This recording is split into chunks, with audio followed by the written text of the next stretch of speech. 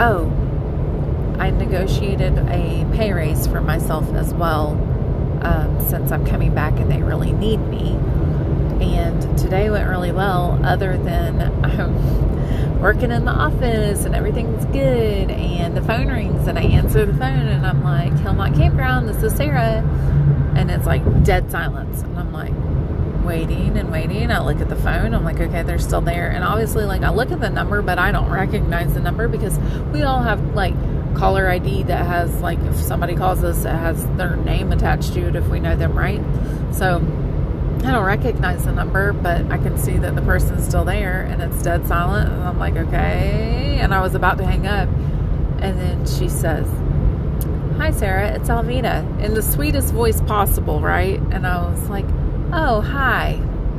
And I said it as sweet as I possibly could. And I held my breath. And it was silence.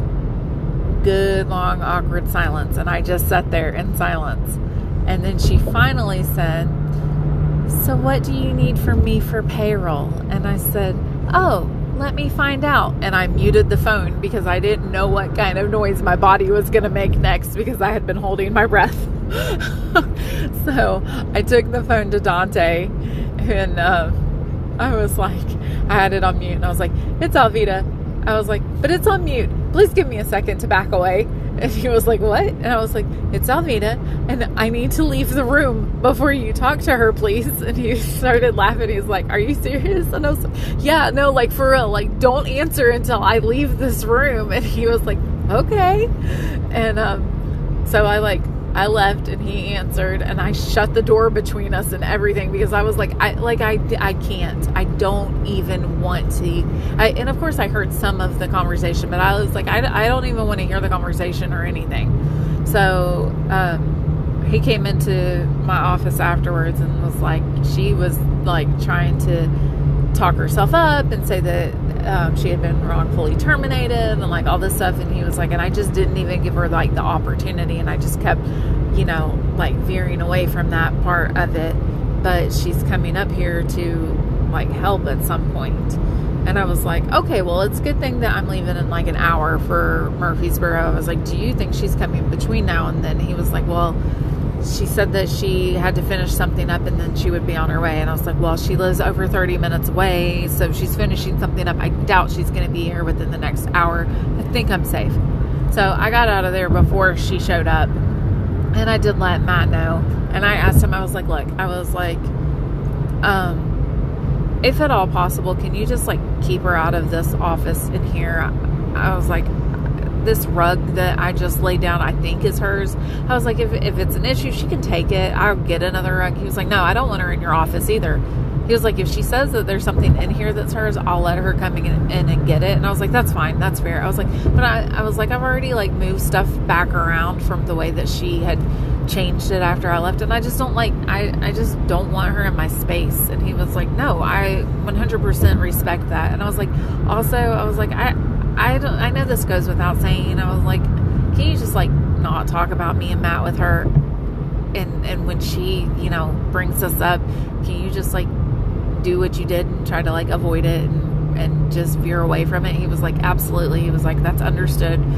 Of course I'm going to do that. He was like, don't even worry about that. I was like, and one more thing, can you just like act like Matt doesn't work here maybe? And he started laughing. He was like, I think she already knows he works here. I was like, can you just act like it? And he was like, if it's possible, I will. I was like, she already knows I work here because I answered the daggone phone. And he started laughing. And I was like, oh my gosh. And so then I went over to the kitchen to do something. And Jim Ryan, which is one of the board members, was over there and he was washing dishes. And I went up to him and I was like, Jim, I was like, guess who just called? And he started laughing. I was like, I answered the phone. Alvita was on it. He was like, I know. He was like, she's been texting me all day long talking about how I'm a horrible person and just all this stuff, because Jim was like one of the ones who like really pushed for her termination and stuff like that. And they've been friends for 20 years. So anyway, I was like, I need to tell Matt and he needs to like hide because she's coming up here. He said, why? She already knows he works here. I said, how does she know? He said, everybody's talking about you two being back. And he said, and don't you worry, we all have your backs.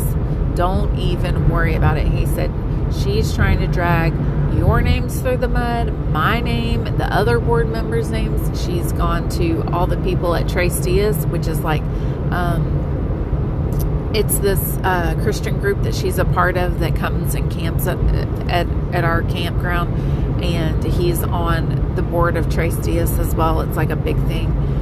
He's like, she's stirring up trouble wherever she can. He said, but a lot of people see right through it and they see what she's trying to do. And I'm like, I just don't like the drama. Like, I really do hope that people see what she's doing, because I don't want to be a part of this. I don't want drama. I don't want turmoil. And that's exactly what she's doing, is stirring up turmoil, and that's not Christian. He said, oh, but she has called my Christianity out and stuff, and is telling people that I'm not a real Christian because I pushed for her to be fired when she was literally like breaking the law and stuff like that.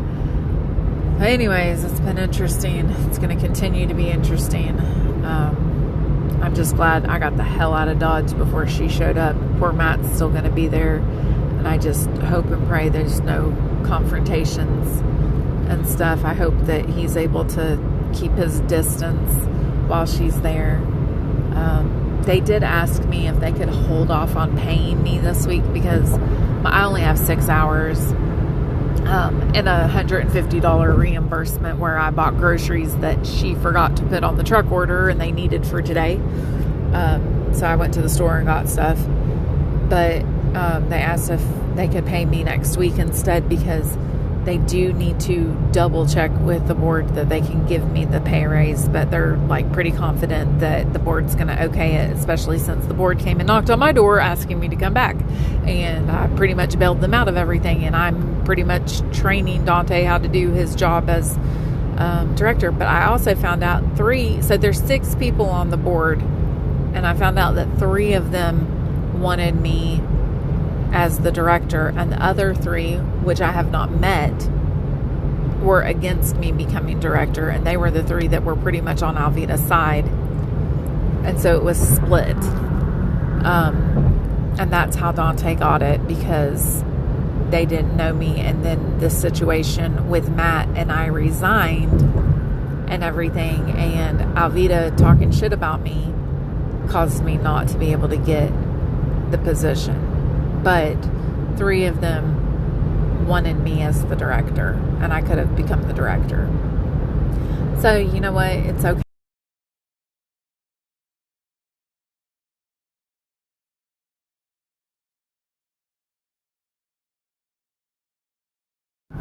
Love how it always cuts me off at 10 minutes. I don't know why it does that. Anyways, it's okay that I didn't become the director, because I feel like it's still a possibility in the future. I feel like, God will make a way if that's what I'm supposed to do. And 2 of the 3 board members that don't know me are retiring in like 2 months. So they will be getting new board members, and it will give me a chance to work there a little bit longer, learn the ropes a little bit more, get some more leadership under my belt. And honestly, I don't know if I want to be the director there or not. But get this, I found out that back in April when she lost her job with Asurion, she gave herself a huge pay raise. Guess how much she was making at the campground? $88,000 a year. $88,000 a freaking year, and was paying me $10 an hour. I got bumped up to $18 an hour, but she freaking started me out at $8 an hour and was probably making, at that point in time, at least $70,000 an hour. She was making $88,000 a year, and I was making $18 an hour. Are you freaking kidding me? She wasn't even coming in and doing her job. I was doing everything. I was doing her job, my job, and the kitchen management job. She wasn't even coming in. She wasn't even clocking hours to be making that kind of money. I could scream. I was so mad. When I told Matt, he was like, I told you that this was shitty. He said, I told you she's a damn liar, because she told him that she wasn't even making as much as he was, which we knew was a lie. Anyways, it blew me away. I could not believe it. She was making almost $90,000 a year and not doing jack shit. So, it just, I can't believe it. And I can't believe that the board allowed it. Like, just allowed her to give herself a pay raise. Also, she has all the keys to the kingdom. She was the only one on the bank account, her and Butch. That's it. None of the board members were on the bank account. So they're having to go to the bank and prove through the, the minutes from the board meetings and stuff like that the bank account is actually supposed to belong to them, and all that money actually belongs to Hillmont Camp, and it is in Hillmont's name, but she's the only one as the authorized person on it, and so they're having to jump through some legal things to get her taken off of it. It's freaking ridiculous how much power she has over this place. So there might be some lawsuits going on, but if she's smart, she'll just release that control. Anyways, I will talk to you later. I love you, girlie. Bye.